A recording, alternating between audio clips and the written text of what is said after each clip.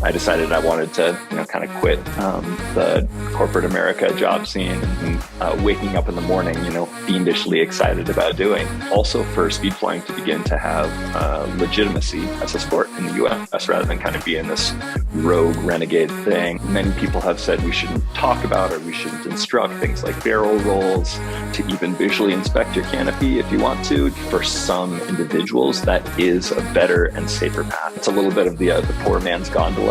You should feel free to pilot like that. There isn't a right or wrong way. Woo-woo esoteric out there.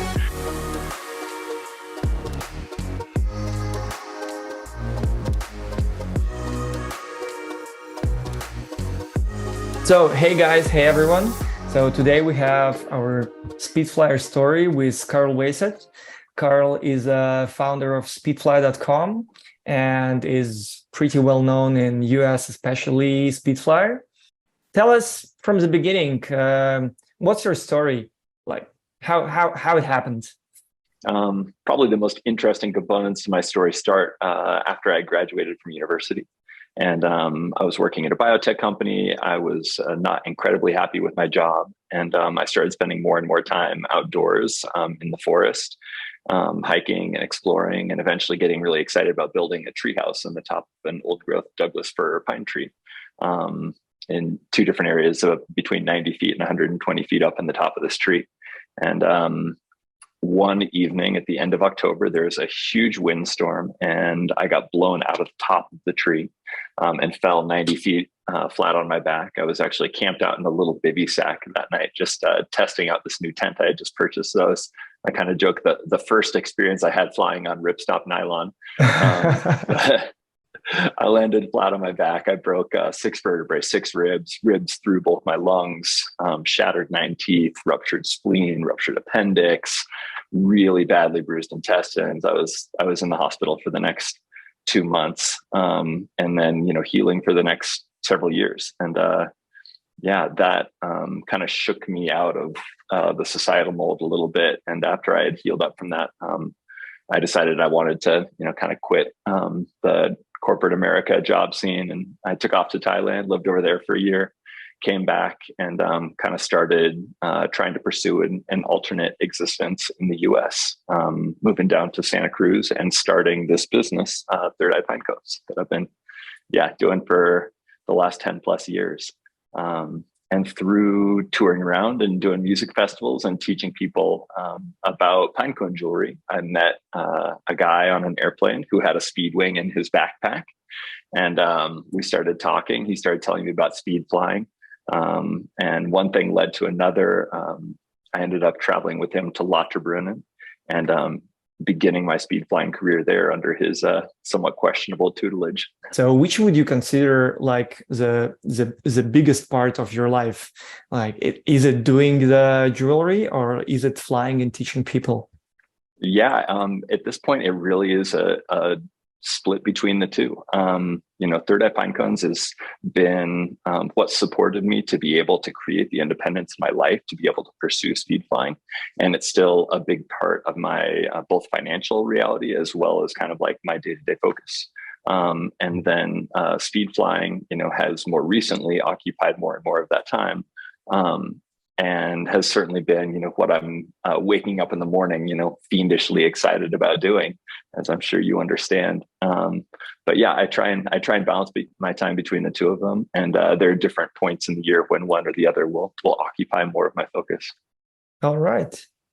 And would it be possible to live this lifestyle of speed flying without having Third Eye Pine Cones as a part of your income? That's a good question. I guess I can just say yes, absolutely, because I'm watching so many other awesome people who I respect around me do the same. And many of them have much more standard or regular jobs. Probably the best example of that is a man who goes by the Instagram handle Flying Photon here in Salt Lake City. And he is, by all accounts, the most passionate and frequent speed flyer in the US, I would say. He's explored and pioneered tons of new lines. He started a family. He has a small child. He works a traditional job, and he gets out and flies in the mornings and evenings more often than any other pilot that I know of. So, why did at some point of time you have started giving courses to other people? Yeah, so my original goal wasn't even necessarily to start a school. My original goal really was to reform the ratings program in the US to be able to create a framework for schools to exist in. And so when I moved from Santa Cruz up to Bellingham, Washington, and then out to Salt Lake City, Utah, my primary focus was just on my own flying. I just wanted to hike and fly all the time. And, I was having lots of friends ask me about how to get into the sport. And I was seeing that there was a real kind of gap in people's ability to find skilled high-level instruction and their desire, and that was causing problems.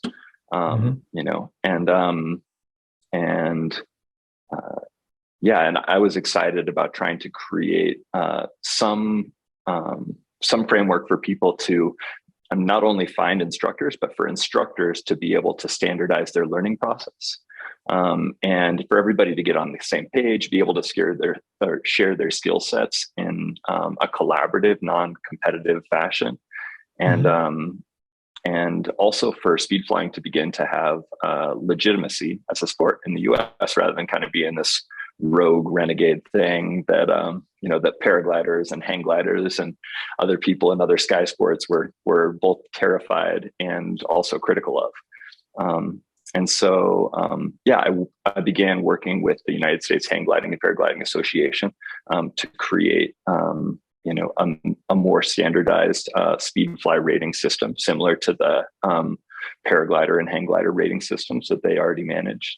And through that, I was fortunate to begin collaborating with another pilot here in Salt Lake City named Jeff Katz, who is an amazing pilot and just a profound and deep thinker on all things speed flying. And we were able to both write a new training and rating system for pilots in the US who wanted to learn. And also through the process of doing that, synthesize what we felt like was a standardized method of instruction that could let people pursue even the highest skill sets within speed flying, things that many people have said we shouldn't talk about or we shouldn't instruct, things like barrel rolls, some of the more questionable or scandalous maneuvers in speed flying, where pilots were really just kind of on their own to figure them out. And, we wanted to provide people with a pathway to pursue things in a systematic and sustainable manner. And so through our collaboration, it's felt like we're able to do that. And we started a school here in Salt Lake City almost 2 years ago now. Those rating and those licenses which you're issuing in your school, are they obligatory to fly somewhere, or why do people need them? Do the foreigners need them to fly in US? Yeah, it's a great question. By and large, speed flying in the US isn't regulated, and anybody could just learn this and go out and fly.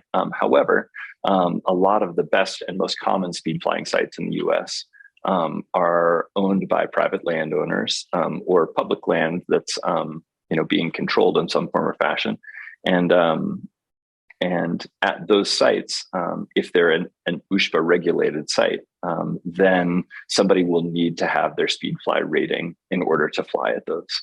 And so having your rating will allow you access to some sensitive sites. Some areas people are flying and there's never going to be anybody who's going to check their rating. There isn't any legal requirement for it. However, having an S rating program allows people not only to access specific sites with their rating, but also to maintain an awareness about where their skill set is and to be able to pursue next levels of that. And I think that, by providing people with a framework for them to progress within the sport, it helps people to maintain self-awareness around their own piloting. to be able to like gauge and evaluate where other people are in relation to them. Not that that should be a competitive focus, but it can be an offer or an opportunity for mentorship. And to have a little bit more formal of a framework for instruction specifically, and for instructors to be able to interact with their students and have different levels for them to progress. If, for example, I come from Europe to Saboba or to Point of the Mountain, I guess they are privately owned. So would I need some kind of license or something? Those are great examples of places that you will want to have, your SpeedFly rating or an equivalency transfer, something like that, in order to fly. And I'm not familiar with the intricacies of coming here from Europe. However, reaching out to USPA, explaining where you're coming from, and talking about your experience or previous equivalent ratings is certainly going to be helpful. And what I have found is that certainly my goal in establishing the rating system isn't to be exclusionary. It's not to be like, cool, like you can't fly here. Only people who have paid the tithe are able to. But it's an opportunity to try and create new relationships with private landowners by having a framework to present to them and be like, hey, we're a self-regulated sport. We can promise that pilots who are going to come and fly at your site are going to have undergone some level of training, and will have an official rating. And so, hey, you big ski resort or you large landowner, let us have access to your site for flying because we're going to be able to keep it under control.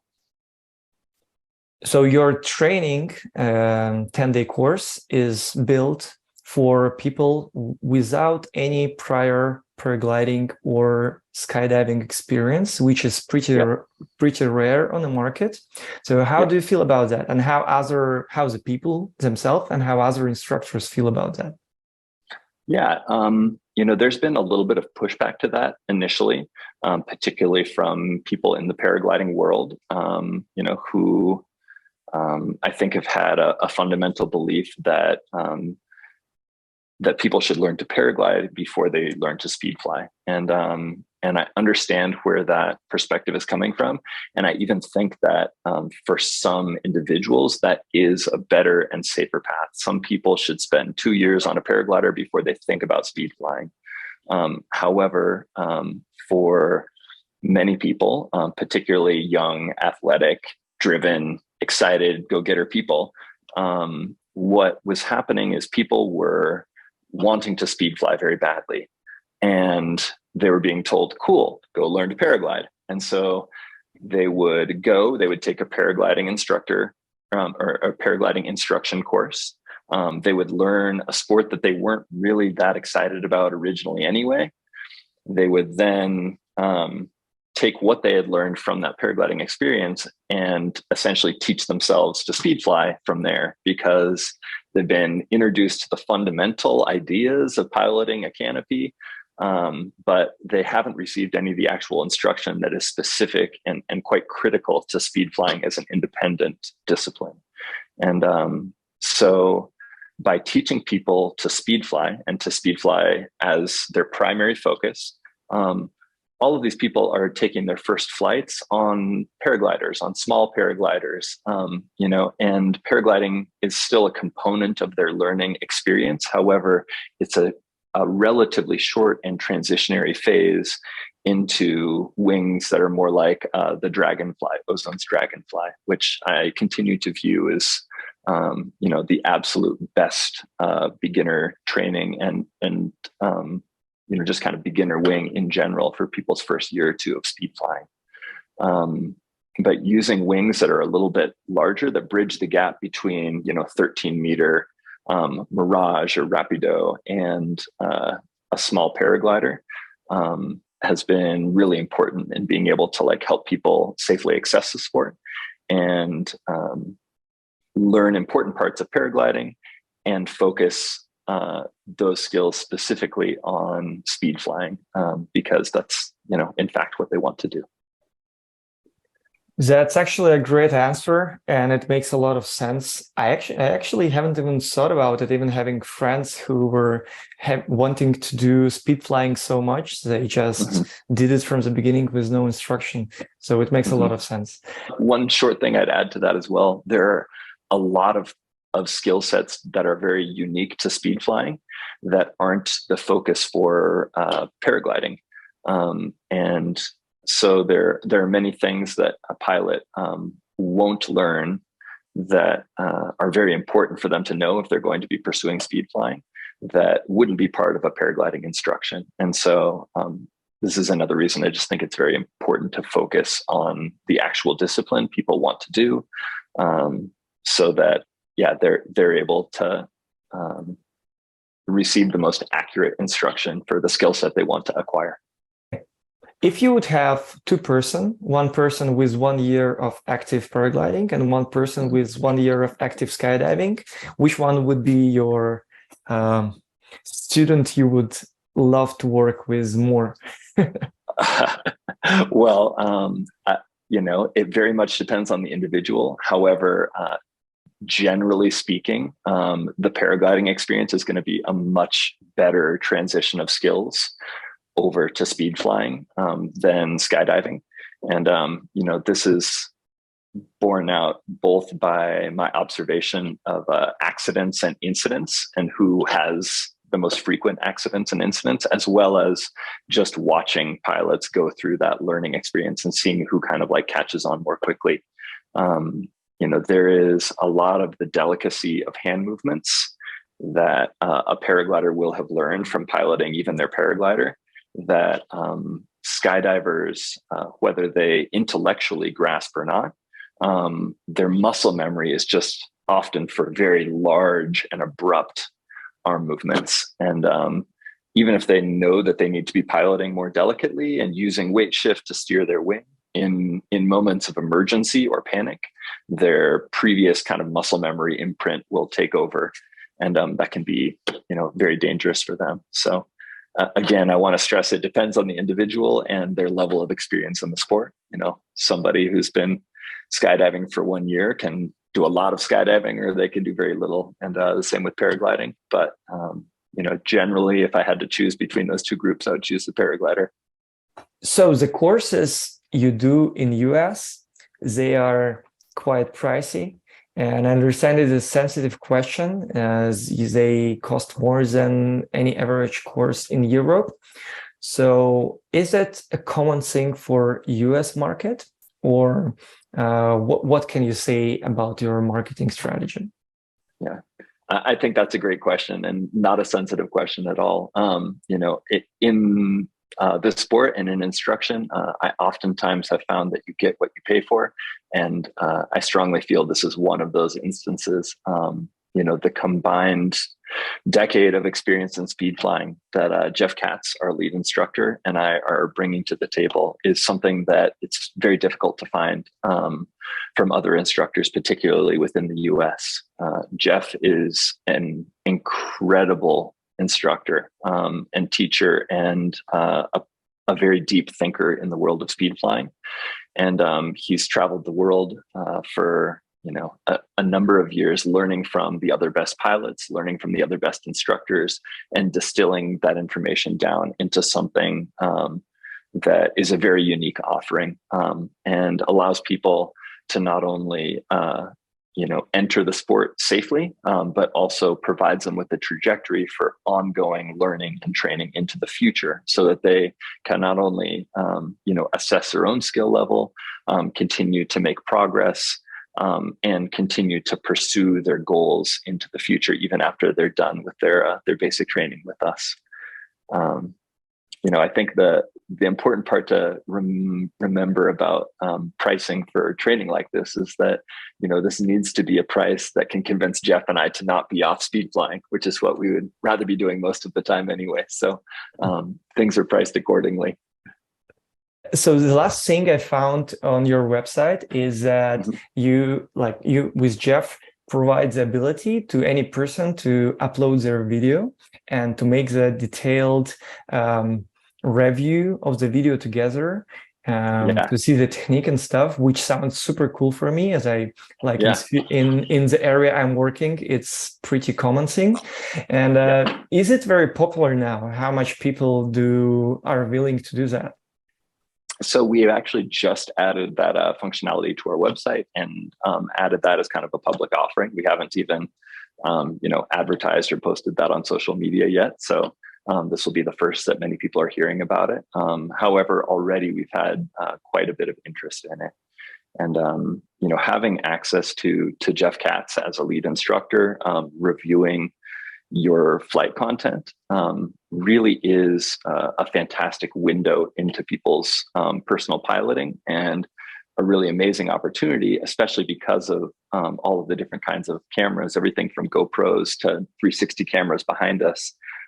For Jeff to be able to step into the pilot's frame of mind, look at what their hands are doing, depending on the camera angle, also kind of like assess what their body is doing and be able to talk to them about their piloting and their skills development. And so the response has been very positive already, and we're excited to continue to build on it.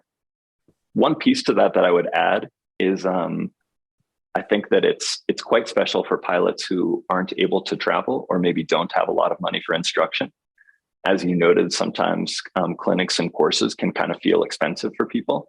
And for somebody who's already an existing pilot to be able to just pay $50 to be able to, hop on a phone call and get insight from somebody of, Jeff's experience level on their piloting is, I think, both quite unique, quite valuable, and opens up the possibility for people who otherwise wouldn't be able to get instruction to have access to that. So, Carl, when we look at your videos on Instagram, you are always piloting on a very high level with toggles, going close to the ground, doing the rolls to the ground. And there are a lot of precise work with your arms. So we might discuss the very common question, which is always raised in every single conversation.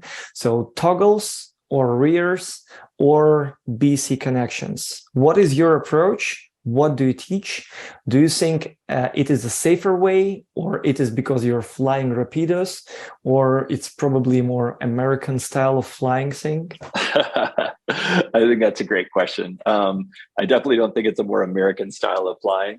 But I see a variety of pilots from different locations piloting in different ways. Probably the most common contributor to who wants to pilot on rears versus who wants to pilot on brakes is if people are coming to the sport from skydiving.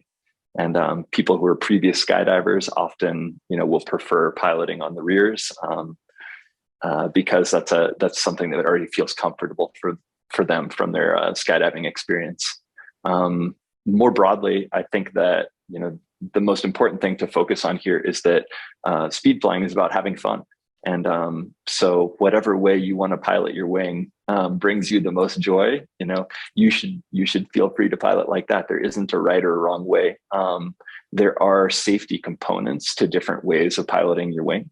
And one thing that I think that piloting on brakes offers you is a greater sensitivity to what is happening with your wing moment to moment, a greater ability to control for little bits of turbulence that you might feel in the air.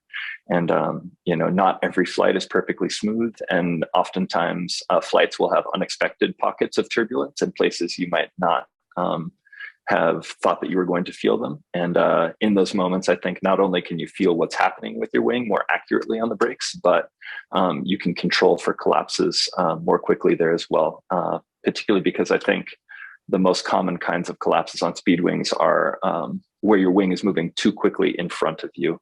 And being able to, reel it back in with your brakes is really important in those moments. The reason that I personally choose to pilot primarily on brakes or on the BC connection, if I am going to pilot on my risers, is to maximize my control of the wing and the delicacy and precision of my movements. Piloting on the rears can help modulate the angle of the wing. However, the brakes is definitely the fastest and most effective way to pitch my wing back and forth.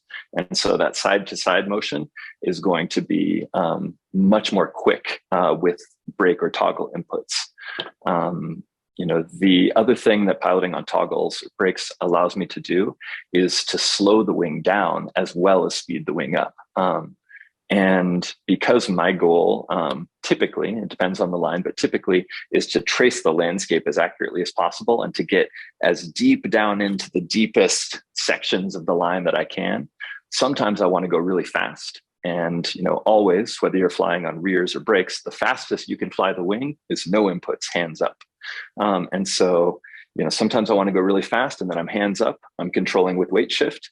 And then sometimes I want to slow the wing down to let me get deep into these crevices. And, because speed equals lift in speed flying, if I can make the wing go more slow, I'm going to go, deeper down into the line, or give me access to go deeper down into the line sometimes, and be able to slow the wing down, sink down deeper, and then go hands up and accelerate out the back of, a slot in a canyon or something like that. Another piece I would note is that piloting on the rears provides a little bit of an awkward deformation of the profile of the wing. Whereas piloting on the BCs is going to provide a much more uniform change in the angle of the profile of the wing and give you much better glide. And so I'll use the BC connection sometimes to bridge over more shallow areas of the terrain and then drop back down into the line again. And particularly if I'm flying through areas where I'm worried there's a possibility of getting kind of trapped in the line, it's very deep and maybe slightly flat, and I don't want to risk kind of bottoming out. I'll be piloting on that BC connection so that if I get too close to the ground and I get scared, I can kind of like instantaneously pull my trims in manually, which is what the BCs are doing, is duplicating the process of pulling trims, but doing it with your hands by pulling down on that junction point between the B and the C risers.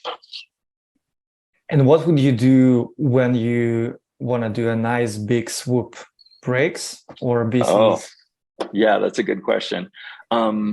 So if I want to really maximize my swoop, what I'm trying to do is to time the recovery arc of my wing to the landscape and the bottom of the 270 or 360 or 540, whatever it is I'm doing. And so, all of the speed wings will have different points of recovery arc, where the wing is going to naturally flatten out at the bottom of a roll or a dive. And what I want to be doing to maximize my swoop is having that recovery arc naturally line up with the landscape and then provide as little input as possible, whether that's on brakes or on rears. I prefer to land on my brakes because landing is often one of the moments where people are most likely to have an incident or encounter some strange air, or need to make sudden emergency decisions or movements with their arms. And I want to have maximum precision in that moment. And I feel that, I can, by timing my swoop with the recovery arc of the wing, leave myself in a place where the amount of input I need to provide on the wing is very small, and I can achieve a similar distance and speed to piloting on the rears. All right. And going back to BC connections, if you would need to make a long on altitude transition to reach your line, for example, or just to fly over the flat part, not close to the ground, but high up. Yeah. So would you go on your trims closed and use BC, or on the brakes? What would you do? Yeah. So if I want to absolutely maximize my glide, I may have my trims closed and I might be providing a little bit of BC input. However, that amount is going to be very small and totally dependent on which glider I'm flying in the moment. I know that you fly level wings, and that Fury has a lot of room to be able to pull additional glide out of the BC connection more than almost any other common kind of speed wing I'm aware of. However, pilots need to be incredibly careful utilizing that little bit of extra glide they can get. And I've seen a number of accidents happen because people weren't quite sensitive enough with where their stall point was on the wing, and pull that BC connection to the point of collapse. So if people want to learn that skill set, it's a skill set that they need to practice in kiting conditions, in strong winds on a hillside, finding where that point of collapse is on their wing, taking it to that edge, and like building it into their muscle memory so that when they're flying, they're not just kind of guessing, they really know. Okay. So ground handling is a key. Yeah, always. The more time you can spend ground handling, the better. I Sure. continue to have a great time just piloting my wing in strong winds and playing around with things. And anyone who says that they're bored of ground handling, I think that they've got some more work to do. You're a team pilot of Ozone, speedfly team. Mhm. How did it happen that you became a part of Ozone team? Yeah, well, I've been flying Ozone gliders for as long as I have been speed flying. I have alternated between gliders from different manufacturers for different tools and purposes over the years, and I continue to like proudly fly gliders by just about everybody who will make something that's 13 meters or smaller. However, the Ozone Rapido series has been, my favorite go-to wing for hike and fly, which has been kind of the preponderance of my piloting, since I've been speed flying. And so, yeah, having, done a ton of flying on the DOS and then immediately on the R3, at some point I reached out to Ozone and was like, hey, I want to be more formally involved in what you guys are doing. I love your gliders and I love your ethos. And they've been kind enough to welcome me onto the team. I remember it's a bit personal question for me. I remember you've been flying also foot launching Fury a lot before, and I also seen it a lot on your videos. So how would you compare your R2, R3 to Fury? Because as far as I know, Fury is your weapon of choice for speed riding. And I wouldn't even go so far as to say it's the weapon of choice, but it's the wing that I have speed ridden the most. And I absolutely love it. The Fury is very special in that it allows you to get quite deep into the brakes when you're rejoining with the snow. And so this lets you, come into contact with the snow again at a slower airspeed than many other gliders, which will, enter stall earlier in that process. So I think it's quite uniquely good for speed riding. And for foot launching, what would you say? I would say be very, very careful. I think that the Fury was not designed with foot launching as its primary focus. And I think Francois, its designer, would say the same thing. There are many people who foot launch it. I think that probably Francois has even been a little bit surprised. I don't want to put words in his mouth, but I would imagine he was a little surprised how many people were excited about foot launching that wing. However, it is the most difficult to foot launch speed wing size for size that I'm aware of. And that said, with practice and repetition and diligence, there are many people who are doing that very successfully, and it's an incredibly fun wing to fly. And I would say it, for whatever it lacks in its ease of launching on foot, it makes up for with the joy of flaring on foot. It is my favorite. It is my favorite wing to land on foot. And so, yeah, there's a balance in the equation there. It has a fantastic swoop and a fantastic flare. As soon as we touch speed riding part, as far as I know, there is no resort or place with lift access in US for either speed flying or speed riding. So how can any person in US start his speed riding way? Yeah, well, there are a number of places which allow for side country access from ski resorts. And so what this means is you can take the lift up at the ski resort.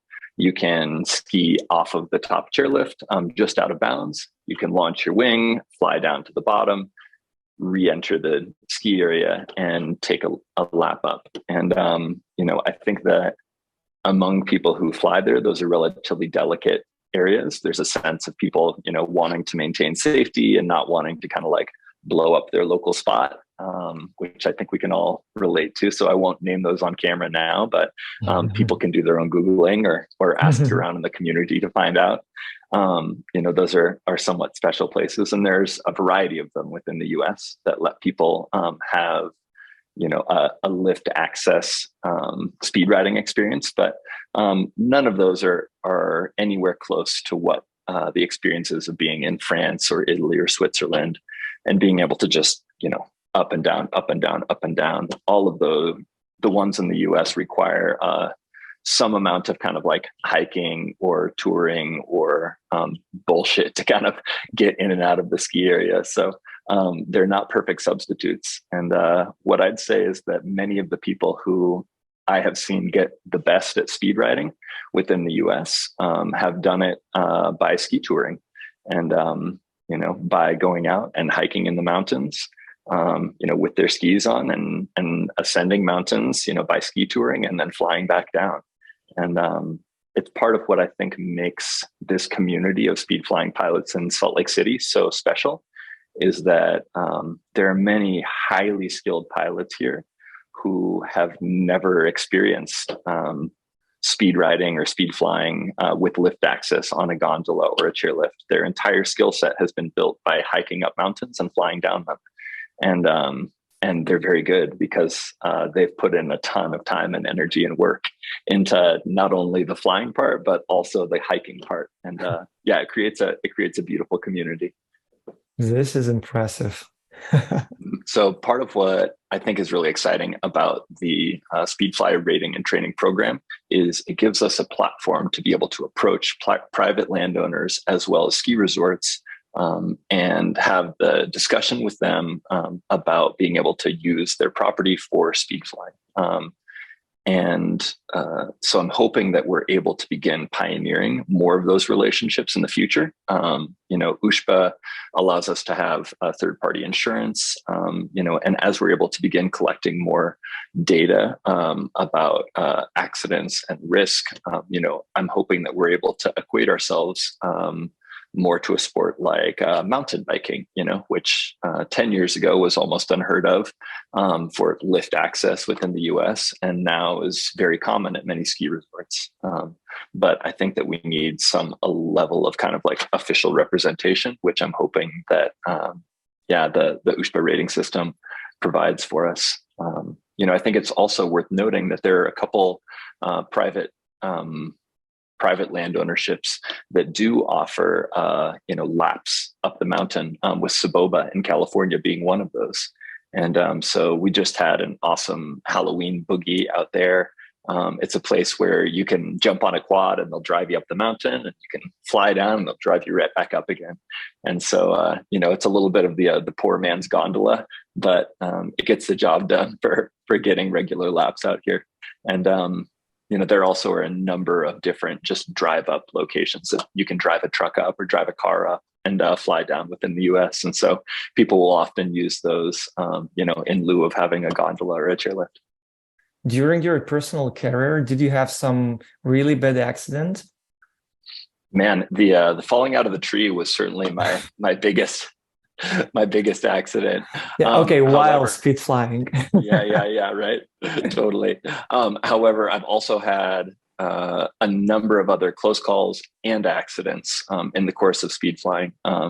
One of those was on sand dunes. I had just returned from my first trip in Europe. I was frothing on speed flying. I was feeling hyper confident. I'd been flying, my 8-meter wing and, felt like a badass, and came back to the US. And there was a very strong soaring day at some local sand dunes in California.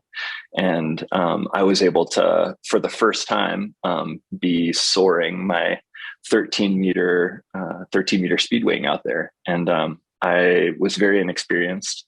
And I went from flying an 8 meter to a 13 meter and decided to try a barrel roll in soaring conditions. Came out probably 3 inches too low and clipped my tailbone on the sand as I was coming out. Ouch. And that pressure went right up into L5 and broke my lowest vertebrae right above my tailbone. So, that was a horrible experience and taught me a very big lesson, about caution, about barrel rolls, about swapping between different sizes of speedway, and is, I hope, a valuable lesson for other people who are listening to this as well.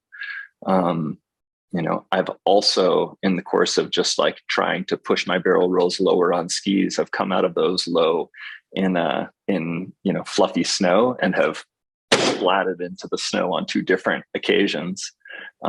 Both of those were times that I was, trying to push it really hard, frothing. I was in, Europe for, 1 week or 2 weeks, and I wanted to get as good as I possibly could in that period of time. And, and I also was flying a little bit extra crazy because it was a big powder day, and I knew that the chances were more in my favor if I was crashing into the snow. However, that's a horrible mentality to fly with. And all of those were symptomatic of me trying to learn the sport in a world where I didn't know who to talk to about proper instruction. There are some amazing mentors for me along the way. Both Benny Callan and Jamie Lee were fantastic about answering questions for me as I was beginning to learn. And I, sent those guys Instagram, or I guess at the time, Facebook messages, asking about different skills and tricks. And they were really rad about responding and urging caution. And I wish I had been better about taking those recommendations sometimes along the way. What do you think? Is statistics playing against us? So is it just a matter of time when some bad accident will happen to you, or it is possible for any person to have a speed flying as a lifelong thing without accidents? That's a really good question. And it's one that I feel increasingly positive about telling people, no, I don't think this is just a matter of time or statistics. I do think that this is a matter of sustainably building your skill set over time.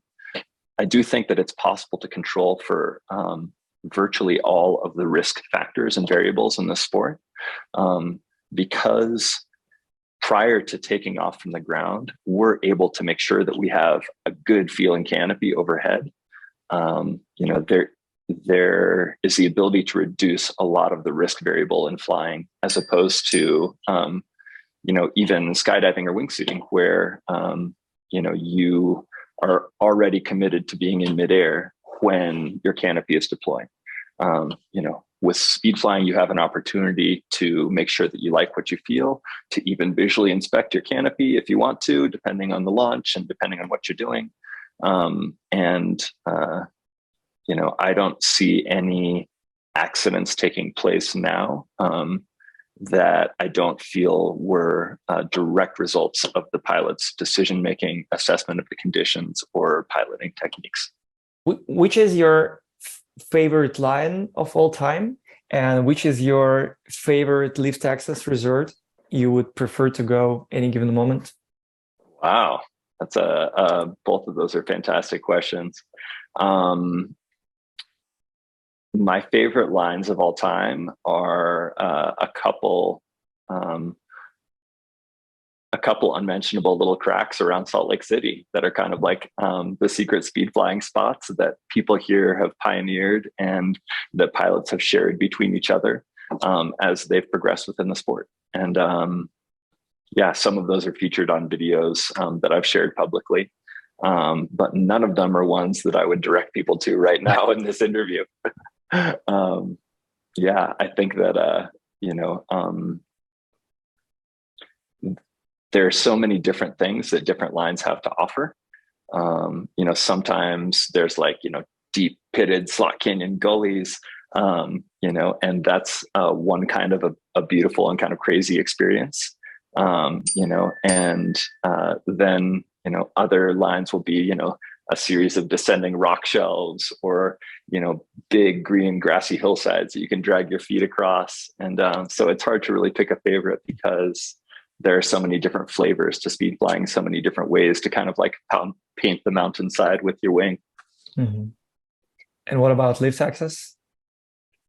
And yeah, for lift access, again, I would hesitate to pick a favorite because I think there are best places for different pursuits. I think that Val d'Isere can be a really amazing place for people who are wanting to learn to speed ride, to start and to get better. There's just a lot of good lift access facing in different directions to accommodate for different wind conditions there. And so, especially for beginner to intermediate pilots who are excited about speed riding, that's an amazing place. That said, it's quite expensive to be there. And, it's lacking in some of kind of like the larger and more epic lines that other places in Europe have. I think Chamonix is, amazing. Aiguille du Midi and Hellbronner both are, just like some of the more like epic life experiences I've had is flying off of those mountains. Mm-hmm. I also love Two Alps, both in the summer and the winter. That area of mountains and the connection over to Le Grave offer some really particularly epic speed riding opportunities. And I'm still exploring and getting to know speed flying and speed riding sites. I haven't spent nearly as much time in Switzerland, Italy, and France as I would like to, and I'm looking forward to another winter over there and another opportunity to explore.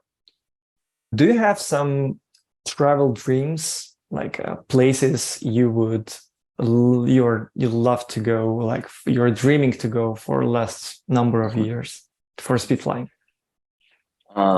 I've made one brief trip to Norway before, which was all ski touring, speed riding, but I'm very excited to go back.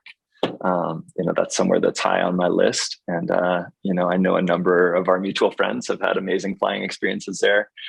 So I'm excited to go and integrate with that community a little bit. I'm excited to explore both some flying in Central and South America in the next couple of years. And the idea of doing flights in some slightly more esoteric locations is also pretty fun, whether that's going and flying in Africa, or going and flying in the Middle East.